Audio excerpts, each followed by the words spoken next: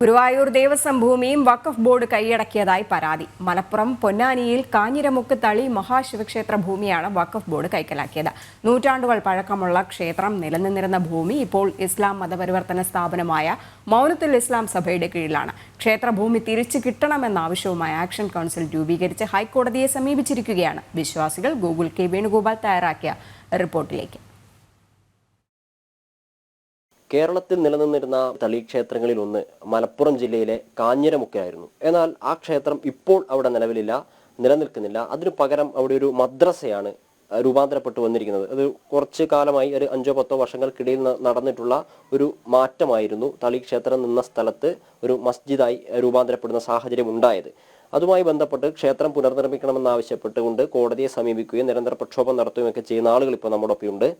എങ്ങനെയാണ് ഈ ഒരു ക്ഷേത്രം, നൂറ്റാണ്ടുകളുടെ പഴക്കമുള്ള പാരമ്പര്യമുള്ള ഒരു ക്ഷേത്രമായിരുന്നു, ഇപ്പോൾ ആ ക്ഷേത്രം അവിടെ ഇല്ല, പകരം ഒരു മസ്ജിദാണ് അവിടെ കാണാൻ സാധിക്കുന്നത്. എങ്ങനെയാണ് ഈ ഒരു മാറ്റം സംഭവിച്ചത്? ഇത് ആസൂത്രിതമായി മൗലത്തി ഇസ്ലാം സഭ കൈയടക്കിയാണിത്. ഇവിടെയുള്ള ജനങ്ങളെ തെറ്റിദ്ധരിപ്പിച്ചുകൊണ്ട് ഈ ക്ഷേത്രം അവർ പൊളിച്ചു മാറ്റി ചെയ്ത്. ക്ഷേത്രം എന്ന് പറഞ്ഞിട്ടുണ്ടെങ്കിൽ അതിൻ്റെ പുരാതന പൈതൃകം പൊളിച്ചു മാറ്റി കളഞ്ഞവർ ഈ ആസൂത്രിതമായിട്ടാണ് ഇത് അവരെയാണ് ജനങ്ങളെ തെറ്റിദ്ധരിപ്പിച്ചിട്ട് ഇവിടുത്തെ ജനങ്ങളുടെ ഈ അവബോധം സൃഷ്ടിച്ചുകൊണ്ടാണ് അവർ കൈവശത്താക്കി. അവരിന്ന് മാത്രമല്ല, ഒരു 1998 ഒരു 2 നൈറ്റിലാണ് പൊളിച്ചെറിഞ്ഞത്. 12 മണിക്ക് ശേഷമാണ് അവർ പൊളി തുടങ്ങിയത്. രാവിലെ പണി നിർത്തും, വീണ്ടും അടുത്ത ദിവസം തൊടും. അതിന് 2 ദിവസം കൊണ്ടാണ് നികത്തിയത്. അതിൻ്റെ വലിയ ശിലകളും പ്രധാന ക്ഷേത്രത്തിൻ്റെ ശിലകളെല്ലാം അതിൻ്റെ കിണർ തന്നെ ഉണ്ട്. അതിൻ്റെ പ്രധാന കിണറുകളുണ്ട്, 2-3 കിണറിലാണ് അവരിട്ട് വെച്ചുള്ളത്. ഇപ്പോഴും ശരിക്കും അവിടെ മാന്തിയ ഖനനം നടത്തിയ ക്ഷേത്രത്തിൻ്റെ ശിലകളെല്ലാം നമുക്ക് കാണാൻ കഴിയും. ഈ ക്ഷേത്രം പൊളിഞ്ഞ സാഹചര്യത്തിൽ അങ്ങനെ ഒരു സാഹചര്യം ഉണ്ടായപ്പോൾ അത് പുനരുജ്ജീവിപ്പിക്കുക അല്ലെങ്കിൽ വീണ്ടും അവിടെ തുറന്ന് പ്രവർത്തിക്കാൻ ആവശ്യമായ നടപടികളൊന്നും നിങ്ങളുടെ ഭാഗത്തുനിന്ന് അല്ലെങ്കിൽ ഈ നാട്ടുകാരുടെ ഭാഗത്തുനിന്ന് ഉണ്ടായിരുന്നില്ലേ? ഈ നാട്ടുകാരുടെ ഭാഗത്തുനിന്ന് പറഞ്ഞാൽ 1992 ശരിക്കും അവിടെ ക്ഷേത്രം വേണമെന്നുള്ള ഒരിത് വേണ്ട. അവിടുത്തെ ക്ഷേത്രം പൊളിഞ്ഞെടുക്കണം, നമ്മൾക്ക് പുനർനിർമ്മിക്കണം. അതായത് അതിന് 92 മുമ്പേ അന്നേരം ക്ഷേത്രം പൊളിഞ്ഞെടുക്കുന്നുണ്ട്. അതായത് 92 മുന്നേ പൊളിഞ്ഞു കിടക്കുന്നുണ്ട്. ക്ഷേത്രം തകർച്ചയിൽ കിടക്കുന്നുണ്ട്. അപ്പോൾ ആര് എന്താണെന്നത് മൗലത്തി സലസഭ അവരെന്ന് പറയുന്നത്, പലരും പലവരെന്ന് പറയുന്നത്.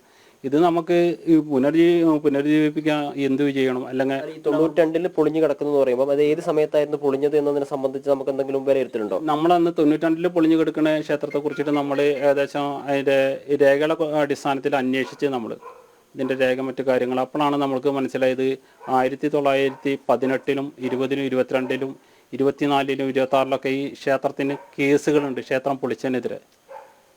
1918 ക്ഷേത്രം പൊളിക്കുന്നത്. ആ കേസുകളുടെ അവസാനം എന്തായിരുന്നു? കുറ്റക്കാർക്കെതിരെ എന്തെങ്കിലും നടപടി സ്വീകരിക്കുകയോ മറ്റോ ചെയ്യപ്പെട്ടിട്ടുണ്ടോ? അന്ന് കുറ്റക്കാർക്കെതിരെ നടപടി എടുത്തിട്ടുണ്ട്.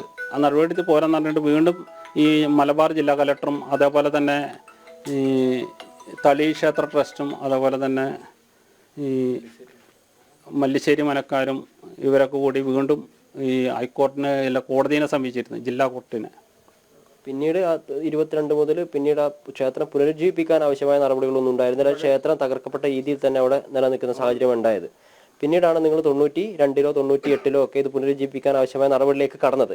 അപ്പോൾ ആ ഘട്ടത്തിൽ എപ്പോഴാണ് ഈ ഒരു വഖഫ് ആവശ്യവുമായി മുന്നോട്ടേക്ക് വരികയോ അല്ലെങ്കിൽ അവിടെ ഒരു മദ്രസ പോലെയുള്ള സ്ഥാപനം തുടങ്ങാൻ ആവശ്യമായിട്ട് നടപടികളൊക്കെ അവരുടെ ഭാഗത്തുനിന്നുണ്ടായത്? അവരുടെ ഭാഗത്തുനിന്ന് 99 2000 2002 കാലഘട്ടത്തിലാണ് അവിടെ ഒരു ഇംഗ്ലീഷ് മീഡിയം സ്കൂൾ ഫസ്റ്റ് അവർ തുടങ്ങിയത്.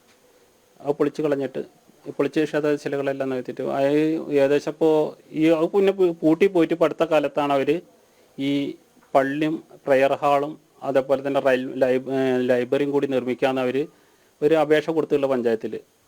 ഇതിനൊന്നും യാതൊരു അനുമതിയും ഇല്ല കേട്ടോ പഞ്ചായത്തിൽ. അതായത് പെർമിഷന് കിട്ടാതെയാണ് നിർമ്മാണം നടത്തിയതാണോ? ഈ നിർമ്മാണ പ്രവർത്തനം യാതൊരുവിധ പെർമിഷനും ഇല്ല. ജില്ലാ ഭരണകൂടത്തിൻ്റെയോ അതല്ല പഞ്ചായത്തിൻ്റെയോ ആര് നിർമ്മാണ പ്രവർത്തനത്തിന് യാതൊരു അനുമതിയും ഇല്ലാതെയാണ് ഇവർ നിർമ്മാണ പ്രവർത്തനം നടത്തിയല്ലോ അവിടെ. ഹൈക്കോടതി നിങ്ങൾ സമീപിക്കുന്ന സാഹചര്യത്തിലായിരുന്നു ഈ നിർമ്മാണ പ്രവർത്തനങ്ങൾ തുടർന്ന് നടന്നു പോകുന്ന സമയത്ത് നമ്മളിവിടെ ട്രസ്റ്റ് രൂപീകരിച്ചതിൻ്റെ അടിസ്ഥാനത്തിലാണ് നമ്മൾ എന്ത് ചെയ്തത്. ട്രസ്റ്റ് എന്താവശ്യത്തിനായിരുന്നു ട്രസ്റ്റ് രൂപീകരിച്ചത്? ക്ഷേത്ര നിർമ്മാണത്തിന് തന്നെ തളി പുനർനിർമ്മാണ ട്രസ്റ്റ് ആയിട്ടാണ് ഞങ്ങൾ ട്രസ്റ്റ് രൂപീകരിച്ചുള്ളത്. ആ രൂപീകരിച്ചതിൻ്റെ അടിസ്ഥാനത്തിൽ നമ്മൾ കോടതിയെ സമീപിച്ചത്. കോടതി രേഖകളെല്ലാം വെച്ചിട്ടാണ് നമ്മളെ കേസ് എടുത്തുള്ളത്. ഇത് മാറഞ്ചേരി പഞ്ചായത്തല്ലേ? ഈ പഞ്ചായത്ത് ആരാ ഭരിക്കുന്നത്? അതായത് നമ്മൾ ഈ പരാതി കൊടുക്കുന്നുണ്ടല്ലോ, ഇവിടെ അനധികൃതമായ ഒരു നിർമ്മാണം നടക്കുന്നു, ആ സമയത്ത് ആരായിരുന്നു പഞ്ചായത്ത് ഭരിക്കുന്നുണ്ടായിരുന്നു? പഞ്ചായത്ത് സ്റ്റോപ്പ് മെമ്മോ കൊടുക്കുമ്പോൾ പോലും ഇവിടെ നിർമ്മാണം നടന്നു എന്നല്ലേ നിങ്ങൾ പറയുന്നത്? ഈ പഞ്ചായത്ത് ഭരിക്കുന്ന ഇടതുപക്ഷമാണ്. ഈ ഇടതുപക്ഷം ഇതാണെങ്കിലും കൂടിയിട്ട് നമ്മൾ ഗ്രാമസഭയിൽ കൂടിയിട്ട് ഈ നിർമ്മാണ പ്രവർത്തനത്തിനെതിരെ നമ്മൾ നോട്ടീസ് കൊടുത്തിട്ടുണ്ടായിരുന്നു, അനധികൃത നിർമ്മാണത്തിനെതിരെ. ആ നിർമ്മാണത്തിൻ്റെ നോട്ടീസ് കൊടുത്തിട്ട് ഇവർ പറഞ്ഞ് സ്റ്റോപ്പ് മെമ്മോ കൊടുത്തിട്ടുണ്ട് ഞങ്ങൾക്ക് കോടതി കേസാൻ ഞങ്ങൾക്ക് അത് ചെയ്യാൻ കഴിയില്ല, ഞങ്ങൾ പോലീസിനെ സമീപിച്ചിട്ടുണ്ട് നിർമ്മാണം നടത്തുന്നതിനെതിരെ.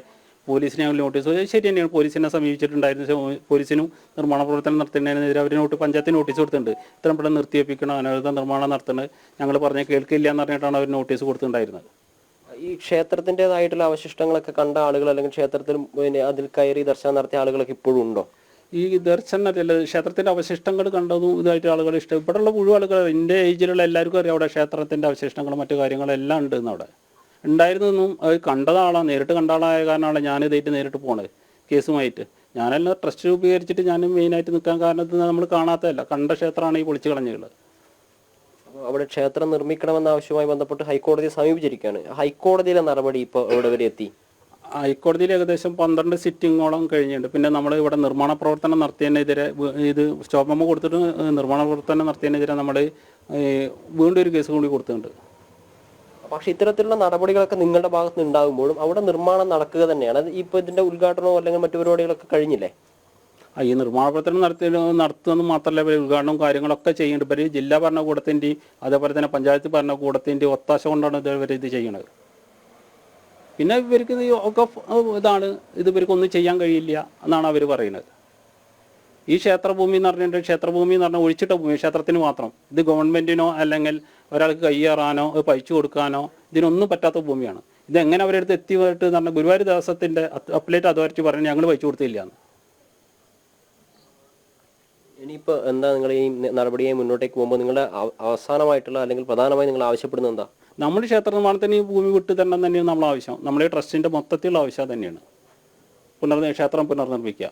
അത് മാത്രമാണ് നമ്മൾ ആ ലക്ഷ്യത്തിൽ തന്നെയാണ്. നമ്മളിത് ഹൈക്കോടതി കഴിഞ്ഞാലും സുപ്രീം കോടതി വരെ നമ്മൾ പോകും ഇതിൻ്റെ ലക്ഷ്യത്തിലേക്ക് എത്താൻ വേണ്ടിയിട്ട്. 2 ഏക്കർ 15 സെന്റ് ഭൂമിയാണ് ഈ രീതിയിൽ ക്ഷേത്രത്തിൻ്റെതായിട്ടുള്ള തളി മഹാശിവക്ഷേത്രത്തിൻ്റെതായ ഭാഗമായിട്ടുണ്ടായിരുന്ന ഭൂമി ഇപ്പോൾ നഷ്ടപ്പെട്ടിട്ടുള്ളത്. അവിടെ മറ്റൊരു കെട്ടിടവും മദ്രസ പഠനവുമായി ബന്ധപ്പെട്ട കാര്യങ്ങളൊക്കെ മുന്നോട്ടേക്ക് പോകുന്നു.